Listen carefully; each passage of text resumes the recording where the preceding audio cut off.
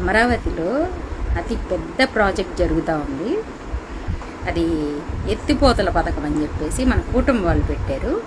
Just వర్షం నీళ్లు పడిన దగ్గరంతా వీళ్ళు ఎత్తి నీళ్లు పక్కన పోయడం, పక్కన పోసిన నీళ్ళని మళ్ళా తీసి ఇటు పోయడం, ఇలా ఒక ప్రాజెక్ట్ అనేది అతి పెద్ద ప్రాజెక్ట్ మన ఏపీలో జరుగుతూ ఉంది. ఈ 2.5 సంవత్సరాల కాలంలో 500 కోట్లు హ్యాపీగా, ఎందుకులేండి నేను చెప్పడం అయిపోయింది. అయితే మన మోడీ గారు వచ్చి ఒక మన ఏపీలోనే కాదు మన ఇండియా వైడ్గా ఏదైనా అతి పెద్ద భవనాలు ఏదైనా కట్టుబడి జరుగుతుంటే అది ఆపేసేయండి అని చెప్పేసి కేంద్ర ప్రభుత్వం చెప్పింది. దీంతో అమరావతికి బ్రేక్ పడింది. అమరావతి కట్టడంలో బ్రేక్ పడిందని హ్యాపీ లేదు, కానీ కడితే బాగుండేది.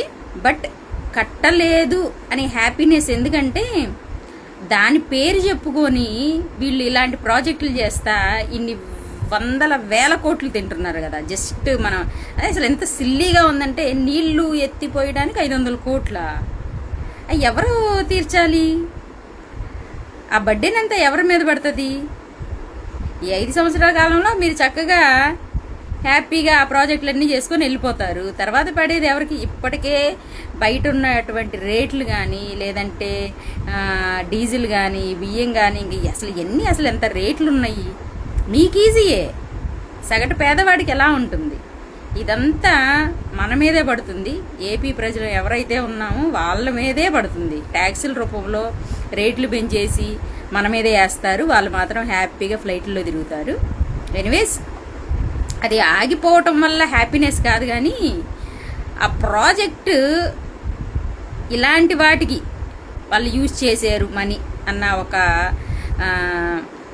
బాధ తప్ప ఇంకా ఏమీ లేదు.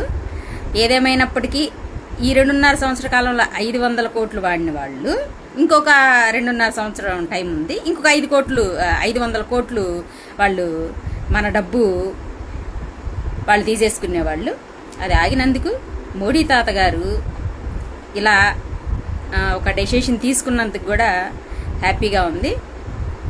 Thank you.